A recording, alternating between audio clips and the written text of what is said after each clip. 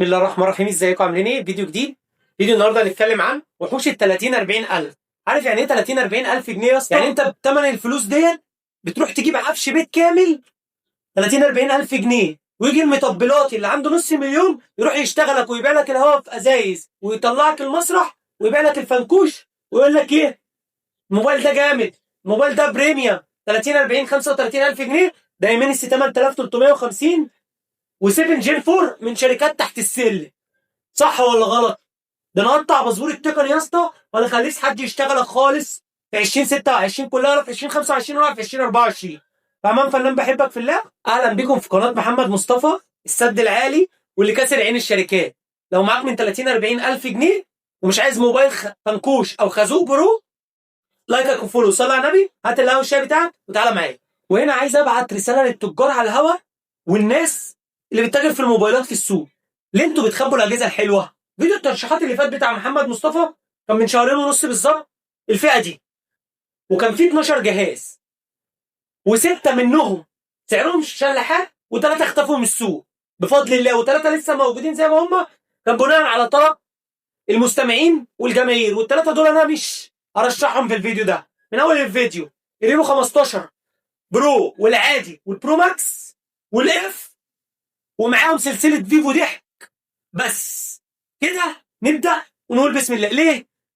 سعرهم مش منطقي، بيرخص وما بيقدمش قيمه مقابل سعر. ونقول بسم الله. رساله للتجار: ال 115 تي برو ليه شلتوه من السوق؟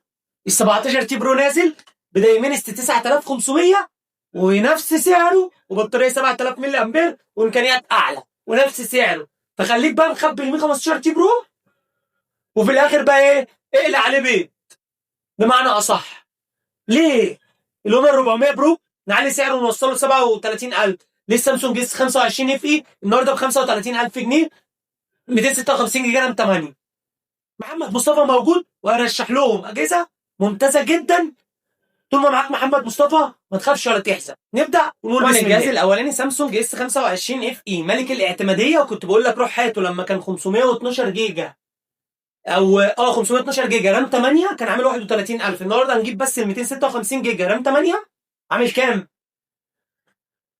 عايز اقول لك الشاشه عامل 35000 جنيه. طب هو احسن ولا سامسونج اي 57؟ لا هو بالعافيه، لا بالذوق، بده، بالعقل، بالارقام. الموبايل ده بيقدم بطاريه 4900 ملي امبير، شحن سريع 45 واط، شحن وارث 15 واط، طبقه حمايه كورنينج جوريلا جلاس فيكتاس 2 بلس بايبريد 68 على الوش وعلى الظهر، فريم الومنيوم، شاشه دايناميك اموليد 2 اكس 120 هرتز اتش دي ار 10 بلس، وما فيهاش دولبي فيجن، بتوصل معاك ل 1900 برايتنس، مفيش بيج برايتنس، الشاشه فعلي 1900 نتس، ودي اعلى شاشه بتديك الوان ونتسات فعليه.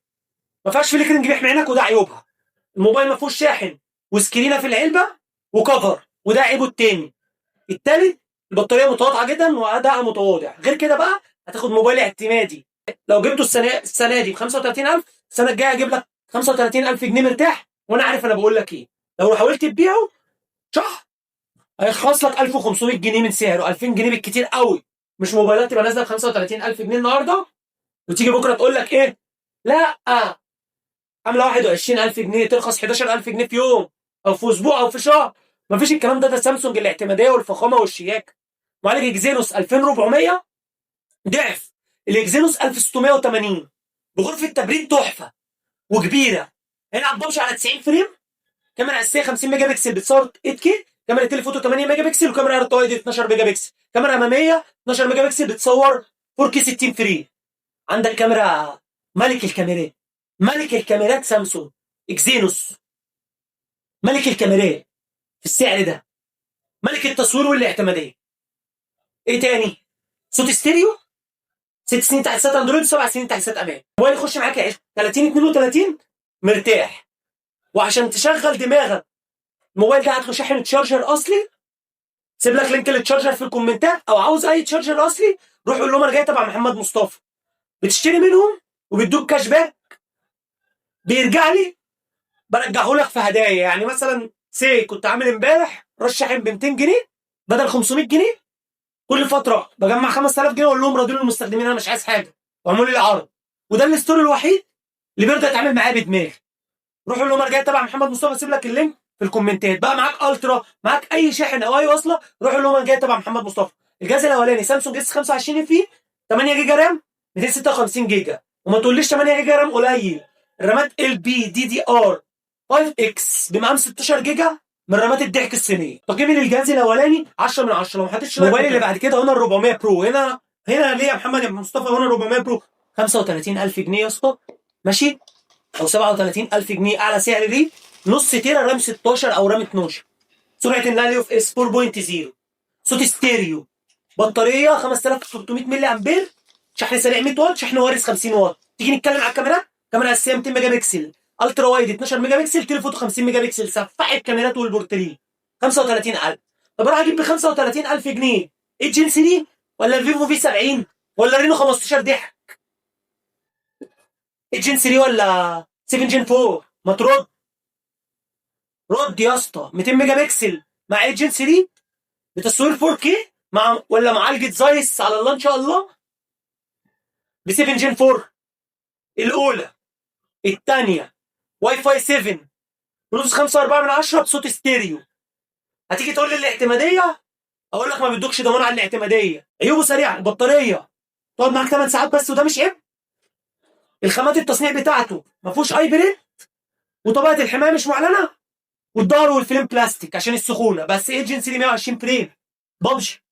الشاشه مميزاتها ما فيهاش عيوب. عملوا 120 هرتز 5000 بيك برايتنس 4000 هرتز فليكرنج بيحمي عينك. الاثنين التانيين ما فيهمش فليكرنج، عشان كده خدتهم من قفاهم ورميتهم في اقرب باسكت جنبي. ماشي. سوفت وير هونر في الفتره الاخيره بقى مستقر عن تجربه، وفي فيديو مقارنه سوفت وير على اليوتيوب عندي مقارنه باوبو سفاح السوفت وير بتاعهم، هونر تفوق عليه، والمقارنه موجوده على اليوتيوب. الموبايل ده ممتاز، كاميرا، بطاريه، اعتماديه، اداء تحفه، شبكات واي فاي بريميوم. لو انا نازل اشتري الجهاز ده سفاح. هونر 400 برو تقييمي ليه 10 من 10. طبعا الجهاز اللي بعد كده ون بلس ار 13، واللي خلاني ارشح الجهاز ده وهو بضمان دولي حاجه واحده، ان الروم ده جلوبال، وانا بحترم الروم الجلوبال. بيقدم لك ايجن 5 256 جيجا رام 12، سرعه النقل اف اس 4.1 بالبورتنال حديث، بطاريه 7400 ملي امبير، شحن سريع 80 واط، صوت ستيريو ممتاز، اي بي 68 69 كي، خطين نانو سيم وخطين اي سيم، معالج 8 يا اسطى جين 5 يا اسطى من ون بلس. ولاد عم البيبي كي اللي احنا ما بنرشحهمش بره ب 300 $400 ده، وهنا يشغلوا دماغهم علينا ينزلوا لك هنا ب 300 $400 الفيفو في 70 اف اي او الرينو 15 اف ده، ويقول لك محمد مصطفى متضايق من البيبي كده. يا اسطى ما انت بتشغل دماغك، وبدل ما تروح تحل المشكله بتقول لهم لا، بتحل المشكله بلاش نتكلم عشان ما نخشش معاكم في سكه مش هتقدر. لو بداتها بواحده هتضرب ثلاثه. الشاشه عملوا 165 هرتز فليكرنج بيحمي عينك، دول فيجن اتش دي ار 10 بلس، اتش دي ار الترا ايمج سبورت، كورنر جوريلا 7 ار، هايبريد 68 69 كي، كاميرا اساسيه 50 ميجا بكسل مستشعر من سوني ما بينزلش مصر 970 او 907، وكاميرا من 132 ميجا بكسل مستشعر برضه من سوني بيصوروا 4K.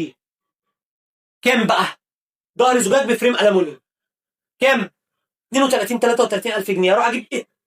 جين 5 ولا هجيب 7 جين 4 ضمان محلي؟ طب ما تنزل لي الوان بلس ده ار 15 في مصر وينافس وسعره 35000 جنيه 40000 جنيه ضمان محلي. عرفتوا ان انتوا بتشغلوا دماغكم وان انا معيش مشكله معاكم؟ عرفتوا ان انا ما بحبش المستخدم المصري يضحك عليه؟ تقييم الجهاز ده مليون من 10، وده بابا الموبايلات. لو انا نازل اشتري قدامي حل من الثلاثه، لا هجيب ده وهجاهد وده روم جلوبال ومش هدفع له الضريبه، لا اروح اجيب الاثنين ضمان محلي. ومحمد مصطفى لو ما عندوش مشاكل مع الفريكنج بيحمي هنا اروح اجيب سامسونج اف اي. عنده مشاكل الاونر 400 وضمان محلي واضمن فلوسي. ميجا 15 تي برو اختفى. تيجي تسالني بقى كمحمد مصطفى اقول لك خلي معاك كام جهاز بالاسم، توكل على الله فيهم برضو مع دول.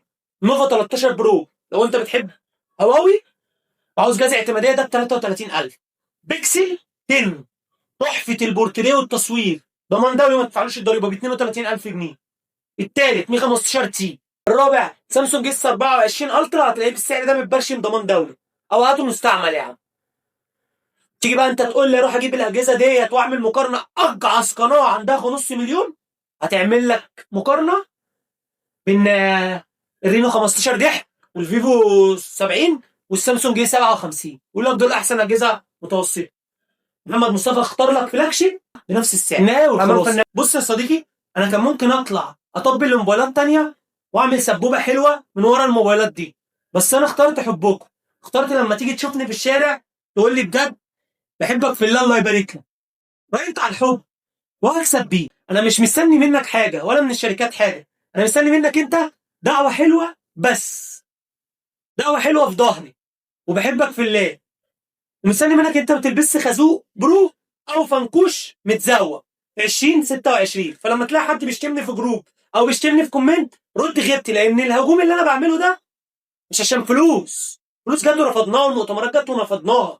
انا اللي انا بعمله ده عشانك انت، عشان ما يجيش واحد مدير صيني يشغل دماغه. ورسالتي هنا بقى ايه عامه وعلى الهوا، ما تجيش انت من الصين تشغل دماغك على المصريين، عشان هم عندهم قله وعي وبيصدقوا اي حد بيقول لهم اي حاجه. يعني يجي مطبلاتي كان زمان يطلع يشتغل بالناس ويسرع بالناس، يقول لهم روحوا هاتوا الجاز ده، يجي يبوظ بعدها ما كانش فيه شتايم. محمد مصطفى عمل لك مرحمه، اتفرج اللي هيحصل لك في الجروبات، خليت لك الشركه والتيم في الشركه هيظهر لك الكومنت.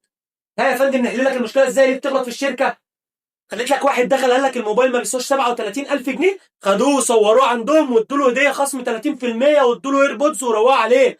اي واحد بيخش الجروب خليت لك، جبت لك المدير الصيني متابع عندي، خش اكتب مشكله وفي الجروبات خليت لك الكيري اللي كانوا بيقعدوا على المكتب بشوات يحلوا مشاكلك ويقول لك ها يا فندم ايه مشكلتك يا فندم، يبقى انا كده ما عملتش حاجه. ونصيحتي للمدير الصيني ما تروحش تشغل دماغك، انا مش هتعاون معاك. ما تقدرش تبعت لي كل شويه وتبعت لي في ناس، طول ما انت كده مش هتعاون معاك.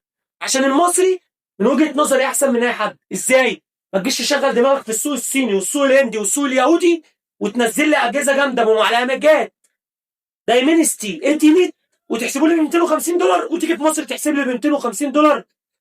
كاميرا بتصور 720 ومعالج كحيان 7 اس جن 6 ولا 7 اس جن 2، وتيجي تقول لي حط ايدك في ايدي. لا، انا اعمل وعي للمستخدم المصري واخليه يبقى احسن من المستخدم الهندي والصيني. حاجاتك دي تروح تبيعها عندكم مش هنا، زي ما احترمت السوق الصيني والسوق الهندي واي سوق في الدنيا والاماراتي والباكستاني والفنلندي والاندونيسي، وانا عارف انا بقول ايه. تحترم السوق المصري وتنزل له امكانيات عاليه وقيمه مقابل سعر، لا كده لا مش هتبيع. وايه رايك في ال 500 مليون الاخرانيين اللي خسرتوهم؟ تعرف انا بقول لك ايه لحد دلوقتي؟ لا تكفر وصلي على النبي، بحبك في الله ومع السلامه.